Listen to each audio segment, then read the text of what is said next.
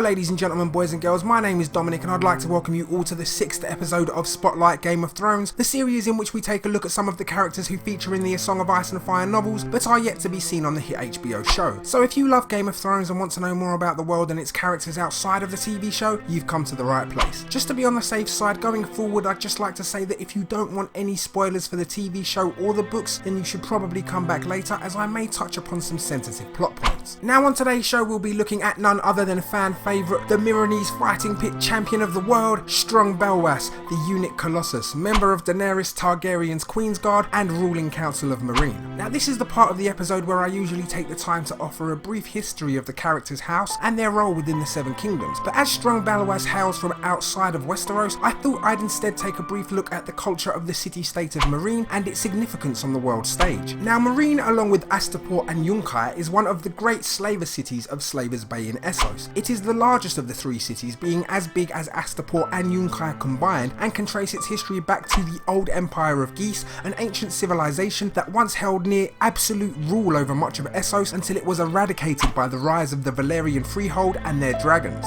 Because of its history as a Giscari colony, the culture of Meereen is centred largely around slavery, a practice that even the Valyrians themselves adopted after the destruction of Old Geese. When the Valyrians were lost to the Doom, an unspecified cataclysm that brought about the end of their empire, the Giscari of Slavers Bay resumed control of the slave trade, becoming wealthy in the process. The city of Meereen is ruled by the Great Masters, wealthy slaving families who reside in the city's pyramids, with the Great Pyramid of Meereen being the largest of all.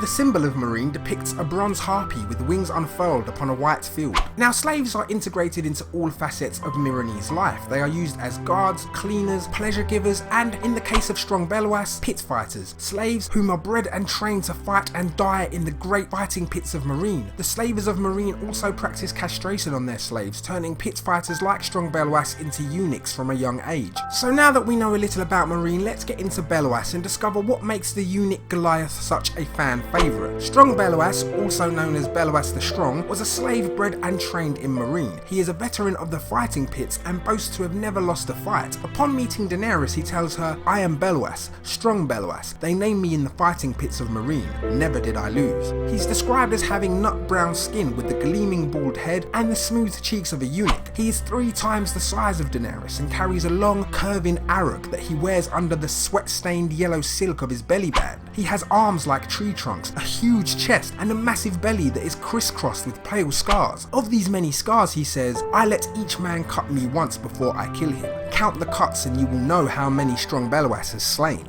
Belwas is sent to Qarth by Illyrio Mopatis to protect Daenerys Targaryen. He is accompanied on his mission by an aged squire named Arstan Whitebeard, who is in fact former Kingsguard member and Westerosi war hero Sir Barristan Selmy. Upon first meeting Daenerys, Belwas angers members of her Dothraki Khalasar, calling them horseboys and saying, "Belwas has killed many horseboys in the fighting pits. They jingle when they die." This leads to Daenerys reprimanding Belwas, something that leaves him with a confused scowl, as men do not often threaten Belwas, it would seem, and less so girls a third his size. Belwas provides Daenerys with 3 ships from Illyrio, which she names after Aegon the Conqueror's 3 dragons. After boarding the ship Balerion, Strong Belwas accompanies Daenerys to her acquisition of the Unsullied from the Good Masters of Astapor, where he joins the fight to kill them after Daenerys purchases the Unsullied and then sets her dragon Drogon upon them. He is also with Daenerys when she treats with the commanders of the sellsword companies outside the walls of Yunkai. When one of the commanders insults Daenerys, calling her a horse lord's whore, Belwas draws his arrow and says, "Strong Belwas will give his ugly tongue to the little queen if she likes." However, Daenerys lets him know that this isn't necessary, as she has given these men her safe conduct. When Daenerys and her armies besiege Meereen, the Meereenese send out a champion named Osnak Zopal to meet them, a hero armoured in scales of copper and jet and mounted upon a white charger with a lance 14 feet long. Osnak taunts Daenerys and her armies, yet while her blood riders and Daario Naharis are all eager to meet him in battle, she deems them too valuable to risk, and so instead she sends for Strong Belwas. They find Belwas in the shade of her pavilion and eating a sausage. When he finishes it in 3 bites, he sends Arstan Whitebeard to fetch him his steel. Once he has both his sword and a small steel shield, he tells Arstan,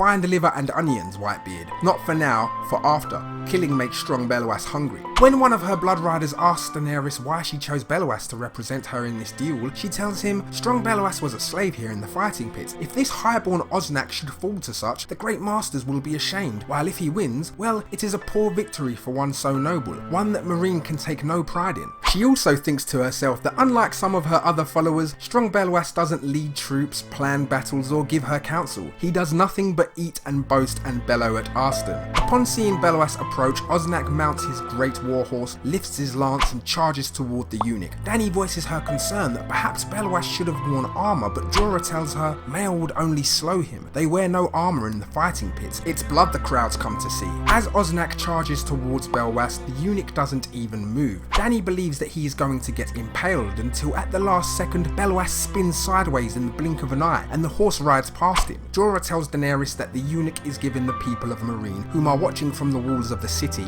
a show. Osnak rides at Belwas again and the eunuch spins aside again. This time he knocks the point of Osnak's lance aside, laughing as he does so. On the third charge, Osnak attempts to anticipate Strong Belwas' spin, but the eunuch instead drops low and rolls, bringing his razor-sharp arrow around in a silver arc and wounding Osnak's horse, causing the charger to tumble and send Osnak from the saddle. Although Osnak is able to leap clear of his horse, Belwas is on him in an instant. The two rain steel blows upon one another, and Belwas allows Osnak to cut his belly, but before long the eunuch plants his blade in the centre of Osnak's head before wrenching the blade loose and decapitating him. Belwas throws Osnak's head towards the city of Meereen. The city guard then fire a storm of arrows in his direction, but they fall short as Belwas turns his back to them, drops trowel and defecates before the city. He then wipes himself on Osnak's cloak, loots his corpse and puts the dying horse out of its misery. Upon return to camp, Belwas is greeted by a chorus of praise and applause, and the Dothraki handmaiden Jikwi says that if he had hair they would braid it and hang a bell in it, but Belwas tells her Strong Belwas needs no tinkly bells. Because of the way that she lost Khal Drogo, Dany makes sure that Belwas receives medical treatment for his cut. Belwas howls and complains, but Dany scolds him and calls him a big bald baby until he lets the healer clean and sew his wound shut. Later in the siege, Strong Belwas accompanies Sir Barristan Selmy and Sir Jorah Mormont along with 20 other men as they enter Meereen through the sewers in order to take the city. Some of the party are scared of the huge rats in the sewer until Belwas bites one of them in two.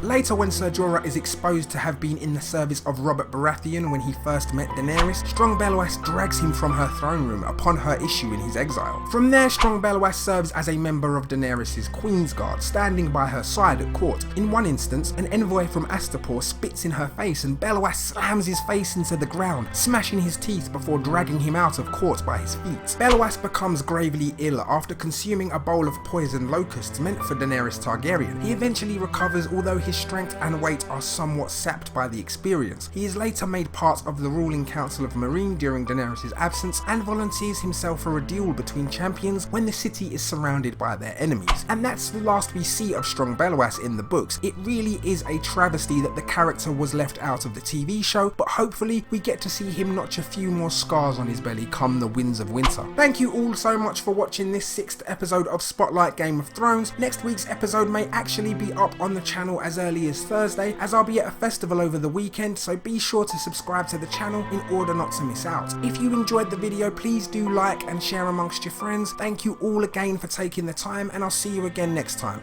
Bye.